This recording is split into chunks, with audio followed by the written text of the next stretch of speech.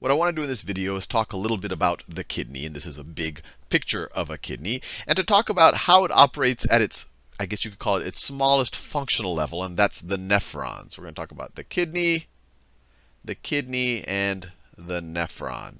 And I think you might already know the kidney, we have two of them. They're the organ that I guess is most famous for producing or allowing us to excrete waste.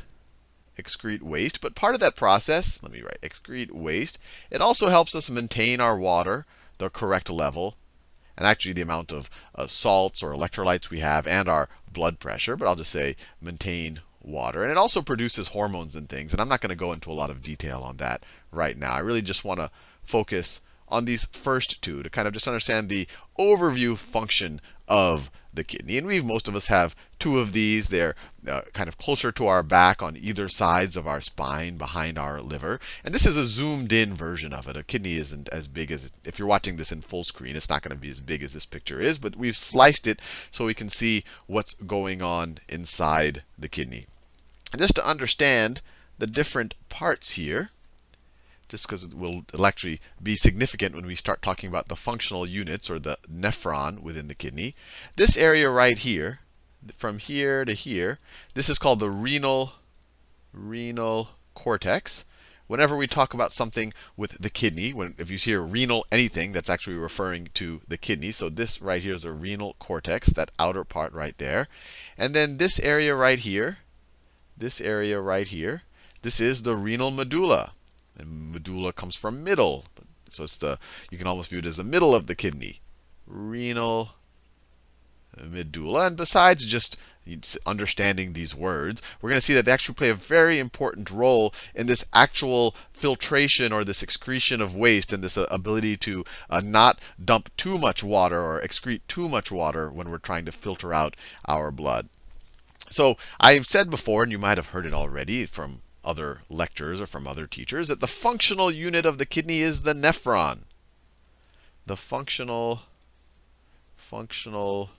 unit. And the reason why it's called a functional unit, I'll put it in quotes, is because that's the level at which these two things are happening. You know, the two major functions of the kidney, the waste excretion and the maintenance of the water level in our blood system. So just to get an idea of how a nephron fits in within this picture of a kidney, the artist actually, I got this picture from Wikipedia. The artist tried to draw a couple of nephrons over here. So a nephron will look something like this, and it goes and it dips down into the medulla, and then it goes back into the cortex, and then it dumps into collecting ducts. And essentially the fluid will end up in the ureters right here and end up in our urinary bladder that we can later excrete when we find a suitable time.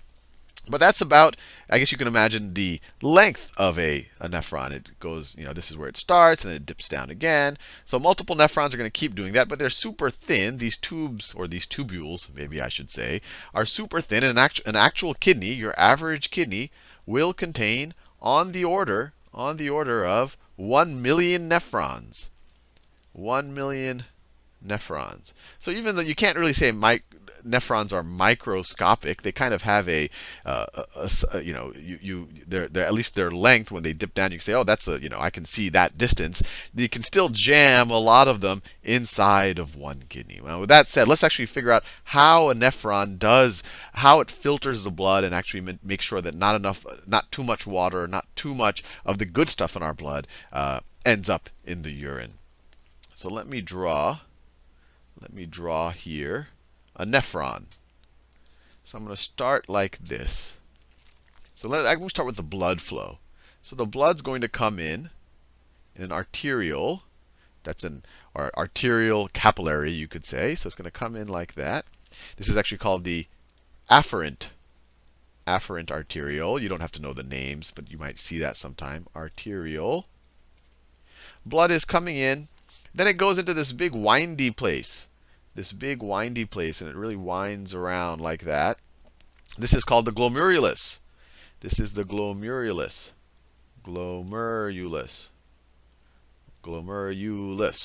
And then it leaves via the efferent arteriole. Efferent. Let me switch colors. This red is getting monotonous. This is the efferent arteriole. Efferent. And efferent just means away from the center. Afferent towards, efferent away from the center. And I'll talk about it more in the future, but it's interesting that we're still dealing with an artery at this point, that it's still oxygenated blood. Normally, when we leave a capillary system, like the glomerulus right there, we're normally dealing with the venous system. But here we're still in an arterial system. And it's probably because arterial systems have higher blood pressure. And what we need to do is we need to squeeze fluid and stuff that's dissolved in the fluid out of the blood in the glomerulus right here. So this glomerulus is very porous, and it's surrounded by other cells. So let me just draw. So this is kind of a cross section. It's surrounded, let me do it like this. It's surrounded like that by this structure. And these are cells here. So you can imagine these are all cells over here. And of course, the actual capillaries have cells that line them. So there are cells here. So when I draw these lines are actually made up of little cells. What happens is the blood comes in at really high pressure. This is very porous. These cells out here, they're called podocytes. They filter it. They're a little bit more selective in what gets filtered out. And essentially, you have about a fifth of the fluid that's coming in. About a fifth of the fluid that comes in ends up going into this space right here. That's called the Bowman's space. Well, actually, this whole thing is called the Bowman's capsule. You can imagine it as some kind of it's a sphere with an opening in here that the capillary can kind of wind around in. And the space right here, this is the Bowman's space. Well, I mean, it's the space inside the Bowman's capsule. It's the Bowman's capsule. And the whole thing has cells. All of these structures are obviously made, or maybe not so obviously, they're made up of cells. And so we end up having filtrate in it. Filtrate is just the stuff that gets squeezed out. So I'll call it filtrate. We can't call it urine just yet, because there's a lot of steps that have to occur for it to be kind of to earn the name urine. So it's only filtrate right now. And essentially what gets squeezed out, I said it's about a fifth of the fluid. And things that are easily dissolved in fluid, so small ions, so sodium, maybe some small molecules like glucose, maybe some amino acids. There are tons of stuff in here, but this is just to give an idea. The things that do not get filtered are things like red blood cells, or larger molecules, larger proteins. They will not get filtered. It's mainly the micromolecules that'll get filtered, that'll be part of this filtrate that shows up here in the Bowman space. Now, the rest of what the nephron does, the Bowman's capsule is kind of the beginning of the nephron. And just to get an idea on our big picture of our kidney, if let's say that this is a Bowman's, let's say we're near an arteriole, this is a Bowman's capsule right here. It'll look something like that. And the whole nephron is going to be convoluted like this, and it's going to dip down into the medulla and then come back, and then it's going to eventually dump into a collecting duct. And I'll talk more about that. So what I've drawn just here, this is a zoomed in version of that part right there. Now what I want to do is zoom out a little bit, because I'm going to run out of space. So let me zoom out. So we had our arteriole go in, it gets all bunched in the glomerulus, and then most of the blood leaves, but 1/5 of it gets essentially filtered in to the Bowman's capsule. That's the Bowman's capsule right there. I've just zoomed out a little bit. So we have our filtrate here. I'll make it a little bit, maybe I'll make it a little bit yellow. So that we have our filtrate right here. That's the filtrate that just comes out at this point. Sometimes it's called the glomerular filtrate because it's been filtered by the glomerulus, but it's also been filtered by those podocyte cells on the inside of the Bowman's capsule. But now it's ready to go to the proximal tubule. So the proximal tubule sounds like so let me draw something like this. And obviously this is not exactly what it looks like, but it gives you the sense. This right here, this is the proximal tubule. And it sounds like a very fancy word, but proximal just means near, and tubule, you can imagine, is just a small tube. So it's a small tube that's near the beginning. That's why it's called the proximal tubule. And it has two parts. The whole thing is often called a proximal convoluted tubule. Convoluted tubule. And that's because it's all convoluted. The way I have drawn it, it's all curvy. And I just drew it curvy in 2 dimensions. It's actually curvy in 3 dimensions. But the reality is there's a curvy part, and then there's a straight part near the end of the proximal tubule. So they'll call this whole thing the proximal tubule. This is the convoluted part. That's the straight part. But we don't have to get too picky. But the whole point of this part of the nephron And just to remember where we are, we're now at this point of the nephron right there. The whole point is to start reabsorbing some of the stuff that is in the filtrate that we don't want to lose. We don't want to lose glucose. That's hard-earned stuff that we ate that was good for energy. We don't want to lose necessarily as much sodium. We've seen in multiple videos that's a useful ion to have around. We don't want to lose amino acids. Those are useful for building up proteins and other things. So these are things we don't want to lose, so we start absorbing them back. And I'll do a whole video on exactly how that happens, but it's done actively. Since we're using ATP, and just as a bit of a summary, you're using ATP to actually pump out the sodium, and then that actually helps bring in the other things. That's just a kind of a tidbit on what's happening. So we're reabsorbing. So just imagine what's happening. You have cells lining the proximal tubule right now. And actually, they have little things that jut out. I'll do a whole video on that because it's actually interesting. So you have cells out here. And on the other sides of the cells, you have an arterial system, or a capillary system, I should say, actually. So let's say you have a capillary system here that is very close to the cells lining the proximal tubule.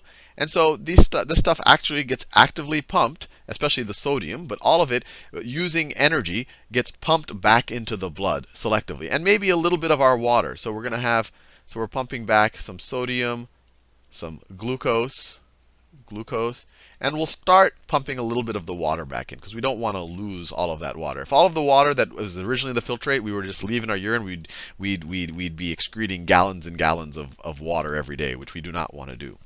So that's the whole point. We're starting the absorption process. And then we'll enter the loop of Henle. And actually, this is, in my mind, the most interesting part of the nephron. So we enter in the loop of Henle, and it dips down. It dips down and then comes back up. So the loop of Henle. And so most of the length of the nephron is the loop of Henle.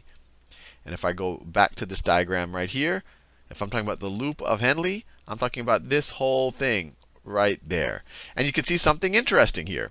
It crosses the border between the cortex, this light brown part, and the renal medulla, this kind of reddish or orange part right there. And it does that for a very good reason. And I'm going to draw it here. So let's say this is the dividing line. This is the dividing line right here. This right here was the cortex. This right here is the medulla. So the whole point, well, there's 2 points of the loop of Henle. Loop of Henle. One point is to make the medulla salty. Make the renal medulla salty. And it does this by actively pumping out salts. So it actively pumps out salts, and it does that in the ascending part of the loop of Henle. So this is the ascending part. So it actively pumps out salts, sodium, potassium, chloride, or chlorine, I should say, chlorine ions. It actually actively pumps out these salts right here to make the entire medulla salty, or if we think about it in terms of kind of osmosis, make it hypertonic. You have more solute out here than you have in the filtrate that's going through the tubule. So what it does is it makes it, and it uses ATP to do this. All of this stuff requires ATP to actively pump against a concentration gradient. So this is salty. It's salty. And it's salty for a reason. It's not just to take back these salts from the filtrate, although that's part of the reason. But by making this salty, so this part, the ascending part, is only permeable to these salts and these ions. So only ions. It's not permeable to water. So we could say not permeable to water. Not water. The descending part of the loop of Henle is only permeable to water. Only water. So what's going to happen? If this is all salty because the ascending part is actively pumping out salt, what's going to happen to water as it goes down the descending loop? Well, it's hypertonic out here. Water will naturally want to go and kind of try to make the concentrations balance out. I've done a whole video on that. It doesn't happen by magic. And so the water will, because this is hypertonic, it's more salty, and this is only permeable to water, the water will leave the membrane on the descending part of the loop of Henle right now. And this is a major part of water reabsorption. And if I've thought a lot about why don't we just actively pump? Why don't we use ATP somehow to actively pump water? And the answer there is there's no easy way to do that. Biological systems are good at using ATP to pump out ions, but it can't actively pump out water. Water is kind of a hard thing for proteins to operate on. So the solution is to make it salty out here by pumping out ions, and then water, if you make this porous only to water, water will naturally flow out. So this is a major mechanism of gaining back a lot of the water that gets filtered out up here. And the reason why this is so long is to give time for this water to secrete out. And that's why it dips pretty nice and pretty far down into this salty portion. So then we leave the loop of Henle, and then we're almost done with the nephron.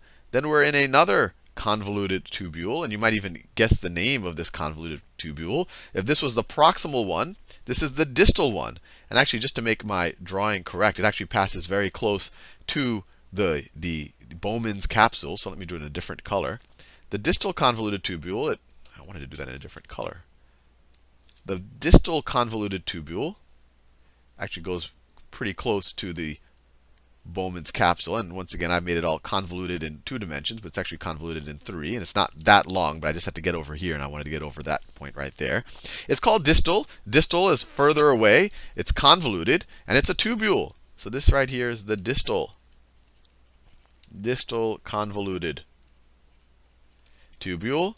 And here we have more reabsorption, calcium, more sodium reabsorption. We're just reabsorbing more things that we didn't want to lose in the first place. And there's a lot of things we could talk about what get reabsorbed, but this is just the overview. And we're also reabsorbing a little bit of more water. But then at the end, right here, our filtrate has been processed. A lot of the water has been taken out. It's a lot more concentrated. We've reabsorbed a lot of the salts, electrolytes that we want. We've reabsorbed the glucose and a lot of the amino acids. Everything that we want, we've taken back. We've reabsorbed. And so this is mainly waste products and water that we don't need anymore. And then this gets dumped into collecting ducts. This gets dumped into collecting ducts. And you can kind of view this as the trash chute of the kidney, where multiple nephrons are going to dump into this. So that might be the distal tubule of another nephron right here. This is a collecting duct. Collecting duct, which is just a tube that's collecting all the byproducts of the nephrons. And the interesting thing is, collecting duct further goes into the medulla again. It goes into the medulla again, to the salty part again. So if we're talking about the collecting duct, maybe the collecting duct's coming back into the medulla, collecting all of the filtrate from the different nephrons. And because it goes back through that super salty spot in the medulla, we actually have 4 hormones called antidiuretic hormone that can dictate how porous this collecting tube is. And if it makes it very porous, it allows more water to leave as we go through the medulla, because this is very salty. So the water will leave if this is porous. And when we do that, what that does is it makes the filtrate, and we can maybe start calling it urine now, even more concentrated. So we don't lose, we lose even less water, and it keeps collecting until we end up here, and it leaves the kidney and goes via our ureters to the urinary bladder. So hopefully you found that helpful. And